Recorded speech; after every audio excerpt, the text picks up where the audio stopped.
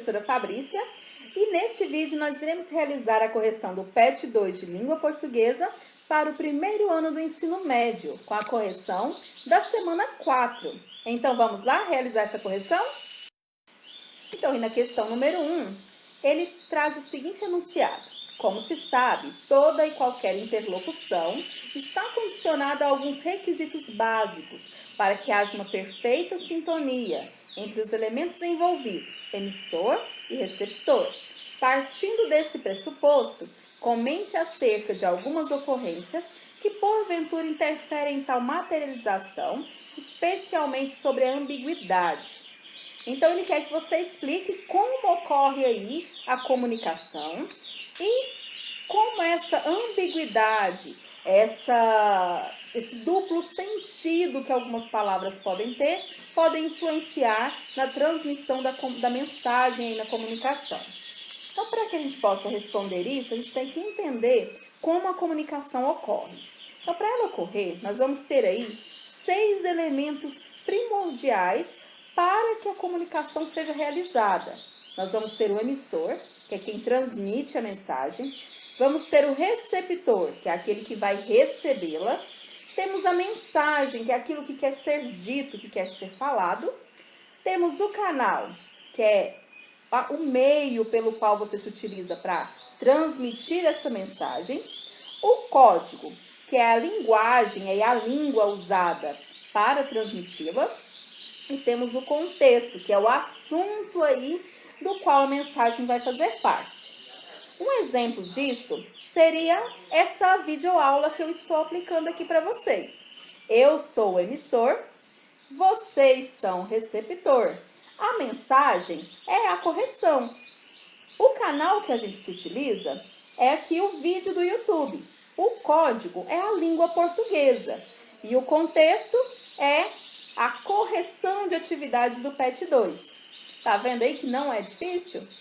Quando todos esses elementos funcionam de forma perfeita, a mensagem é transmitida até o receptor de forma aí a ser inteligível. O receptor vai se entender e ele pode dar uma resposta. Aí esse receptor ele vai mudar de plano. Então ele vai passar a ser, então, por sua vez, o emissor. Então, dentro de uma interlocução, dentro da comunicação, esses papéis de emissor e receptor, eles vão estar sempre se alternando, de acordo aí com que eles vão se dando respostas um ao outro. Se ocorre falha em um desses elementos, nós não conseguimos transmitir a mensagem com sucesso. Por exemplo, se o canal que nós estamos nos utilizando é o YouTube, e você tem um problema aí na sua internet, você não vai conseguir receber essa mensagem. Ou se eu sou falante da língua portuguesa e a pessoa que está assistindo o meu vídeo ali, ela fala francês, japonês, alemão, ela não vai entender também, a não ser que tenha um tradutor, porque o código vai ser diferente. Quando a mensagem não consegue ser transmitida com sucesso, nós falamos aí que houve ruído na comunicação.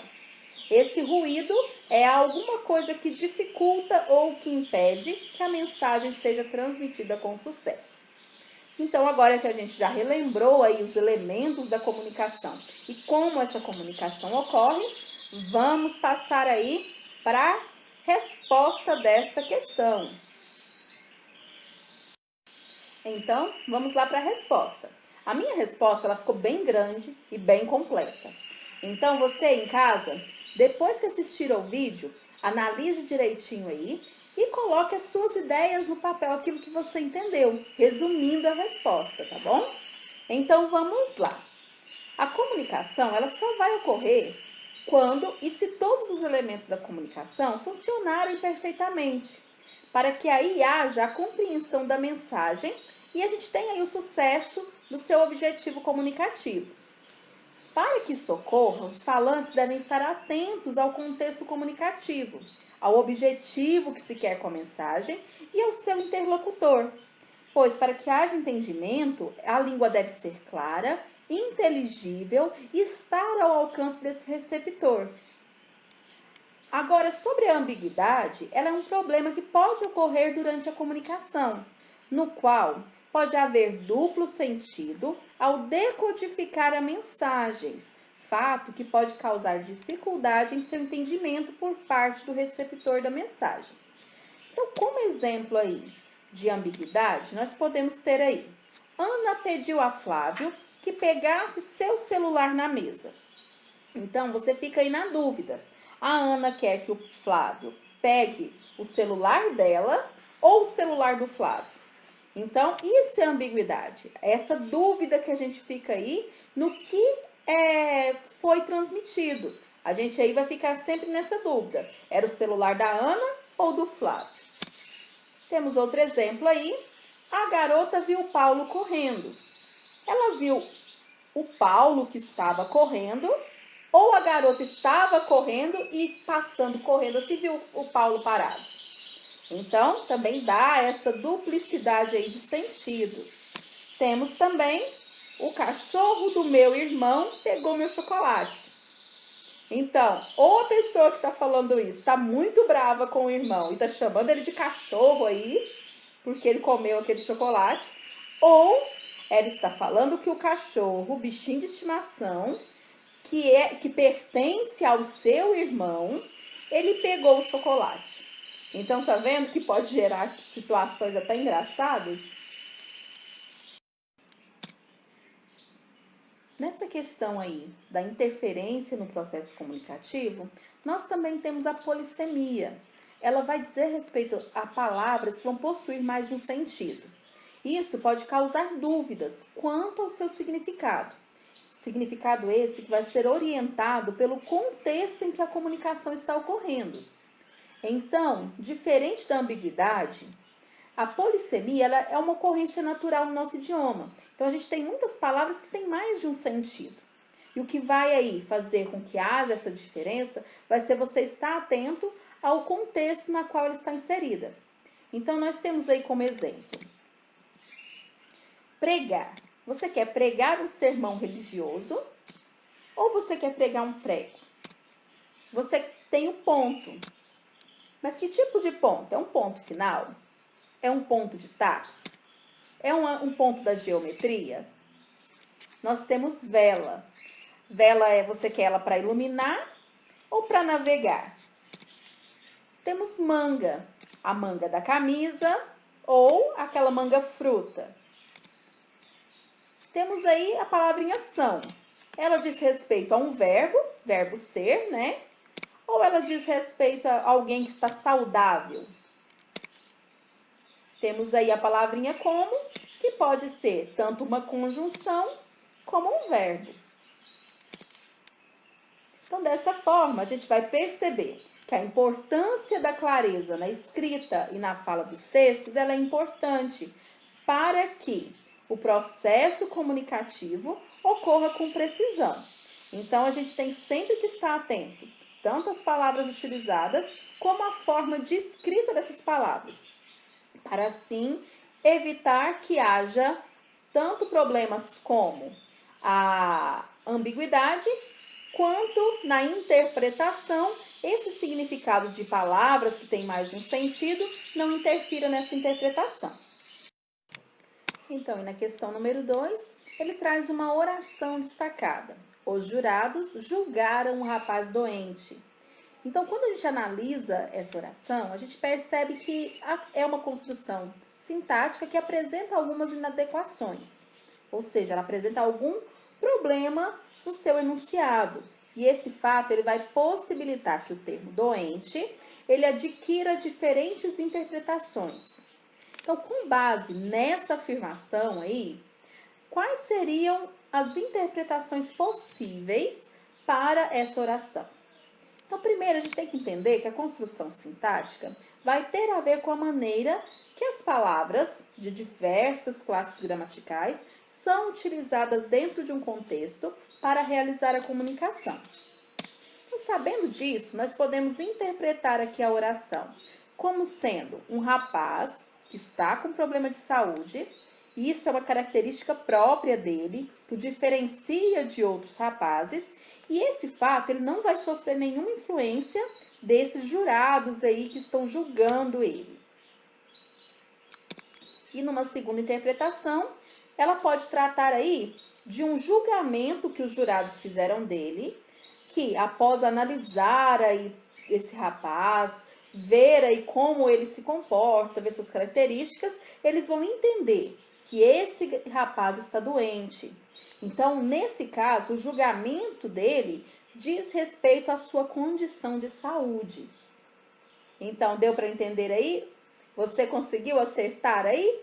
Visualizar aí quais seriam as interpretações possíveis? Coloca aí nos comentários para mim e me fala o que você achou. Então, aí na letra B, as inadequações, por vezes constatadas, levam-nos a crer que o discurso carece de uma reformulação. Assim sendo, retrate as formas pelas quais essa mudança se manifestaria, tendo em vista a importância de uma mensagem clara e objetiva. Então, a gente percebe aqui que esse enunciado desse tamanho quer que você observe a oração novamente e perceba aqui de qual forma eu posso realizar mudanças que vão permitir que a mensagem a ser transmitida fique mais clara e objetiva. Então, seria você fazer uma correção nessa oração. Então, nós temos aí dois sentidos possíveis. O primeiro é que os jurados, após estabelecer uma análise do rapaz, vão concluir que ele está com problema de saúde, ou que os jurados se utilizam do adjetivo doente para caracterizar um rapaz, entre outros, como meio de reconhecimento. Então, na letra C, nós vamos pegar aquelas mudanças que nós falamos sobre elas na letra B e vamos colocá-las em prática. E fazendo essas mudanças, vamos também passar essas orações para a voz passiva. A voz passiva do verbo é aquela em que o sujeito vai sofrer a ação verbal. Então, vamos lá. Na primeira versão aí dessa frase, dessa oração, você pode colocar o seguinte: o rapaz foi considerado doente pelos jurados, que é a interpretação que você pode colocar, que os jurados, após observá-lo, descobriram aí, inferiram que esse rapaz estava doente. E na segunda opção, nós podemos colocar aí o rapaz que sofria de uma doença foi julgado pelos jurados, que é aquela versão onde o rapaz ser um rapaz doente caracteriza ele, distingue ele de outros rapazes. Então, aí no número 3, nós vamos ler um outro textinho para que a gente possa responder a algumas questões. Perigo. A árvore ameaça cair em praça do Jardim Independência. Um perigo iminente ameaça a segurança dos moradores da rua Tono Martins, no Jardim Independência. Uma árvore com cerca de 35 metros de altura, que fica na Praça Conselheiro da Luz, ameaça cair a qualquer momento. Ela foi atingida no final de novembro do ano passado por um raio e, desde esse dia, apodreceu e morreu. A árvore, de grande porte, é do tipo cambuí e está muito próxima à rede de iluminação pública e das residências. O perigo são as crianças que brincam no local, de Sérgio Marcati, presidente da Associação do Bairro. Juliana Vieira, Jornal Integração, 16 a 31 de agosto de 1996. Então, aí, na letra A, ele está perguntando o que pretendia afirmar o presidente da associação. Então, a gente tem um trechinho aí que ele fala, que é o seguinte: o perigo são as crianças que brincam no local. Então, ele queria dizer aí que aquela praça é muito frequentada por crianças e que elas sofriam ali o risco de a árvore cair e as ferir. Mas aí a gente vê que essa frase, ela ficou muito ambígua, né? O sentido, o significado dela gera aí uma confusão e a gente pode entender uma outra coisa. E é sobre isso que a letra B vai falar. Então, sobre essa outra inferência que nós podemos fazer através das palavras aí desse presidente do bairro, que seria: o perigo são as crianças que brincam no local. Então, a gente pode inferir que ele dá a entender, por essa frase ambígua, que o real perigo que se encontra ali no local são as crianças. Então, elas aí que vão trazer essa sensação de perigo e não a árvore. Essas crianças devem ser muito custosas, né? Coloca aí o que você acha, que o perigo é a árvore ou o perigo são as crianças? Coloca aí nos comentários. E a letra C, ele traz um outro exemplo aí de ambiguidade. Na placa abaixo, podemos encontrar o mesmo tipo de ambiguidade que havia na declaração de Sérgio Marcati, o que tornaria divertida a leitura da placa. Então, temos aí, cuidado, escola. Então, nesse exemplo, a gente pode tirar dois sentidos. No primeiro sentido, que nós devemos ter atenção, pois estamos nos aproximando do entorno de uma escola, né? Então, ali deve-se fazer silêncio, deve-se tomar cuidado com os estudantes, se a gente estiver de veículo automotivo, porque ali tem uma escola. Também podemos inferir que a escola é algo perigoso, que possa causar algum perigo ao interlocutor. Ou aí, pelo fato da escola ser o lugar onde se constrói conhecimento, senso crítico, né? Ou o perigo pelo fato aí das crianças, professores aí que fazem parte dessa escola serem de alguma forma aí perigosos em suas ações, né? Então aí a gente pode ter vários sentidos nessa frase. Então, aí na questão número 4, pede para você ler as 5 frases abaixo e verificar se há ambiguidade em cada uma delas. E depois, você fazer alterações para adequá-las aí à norma padrão. Então, na letra a menina pegou o ônibus correndo. Então, para a gente melhorar esse contexto, né? Como é que a menina pegou o ônibus se ele estava correndo, né? Ela não tem como ali ela sair correndo atrás do ônibus ali e pular dentro dele, né? Então, eu posso corrigir e colocar: a menina correu para que pudesse pegar o ônibus, ou a menina que estava apressada pegou o ônibus. As duas vão dar essa ideia que ela estava com pressa, né? Que ela teve que correr, que se apressar para pegar esse ônibus. A letra B, visitamos o centro folclórico e o teatro, cuja qualidade artística é tamanha. O erro nessa frase foi que ele visitou 2 lugares, centro folclórico e teatro. Qual dos dois aí que tem qualidade artística tão grande? Ele não especifica. Então, nós teríamos que fazer uma alteração para especificar, que seriam os 2 lugares, né? Que parece ser o que o autor da frase quis dizer. Então, ficaria assim: visitamos o centro folclórico e o teatro, ambos com uma qualidade artística tamanha, ou ambos com grande qualidade artística. Ficaria aí os 2 corretos. A letra C, a mãe viu o filho chegando em casa bem tarde. Quem chegou em casa tarde? A mãe ou o filho? Se você entendeu que foi o filho que saiu para balada e chegou tarde, você coloca: a mãe viu o filho que chegou tarde em casa. Ou, se você acha que é a mãe que chegou tarde em casa, às vezes do trabalho, né, para ver o filho, você coloca: a mãe, ao chegar tarde em casa, viu o filho. Então, aí essa ordem aí, essa colocação de vírgulas faz toda a diferença aí no entendimento desse contexto. A próxima aí, letra D, a candidata deixou a plateia emocionada. Quem estava emocionada, a plateia ou a candidata? Se você acha aí que é a candidata que estava emocionada, você coloca: a candidata ficou emocionada e deixou a plateia, né? Ela se emocionou e foi embora. Ou a candidata emocionou a plateia. Porque aí a gente entende que a candidata lhe fez algo que levou a plateia a se emocionar.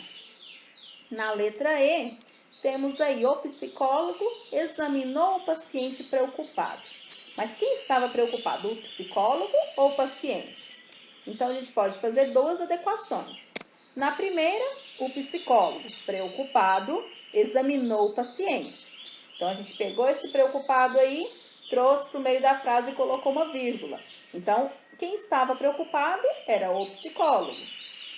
Ou, se a gente entendeu que quem estava preocupado era o paciente, então a gente vai fazer assim: o psicólogo examinou o paciente, vírgula, que estava preocupado. Aí, a forma de se entender é outra. Então, pessoal, como é que foi aí essas frases? Tiveram dúvidas? Não tiveram dúvidas? Acharam engraçadas? Coloca aí embaixo seus comentários para que eu possa saber. Então, chegamos ao final de mais uma videocorreção. Encerramos também o PET de Língua Portuguesa do primeiro ano. E aí, o que você achou das atividades desse PET?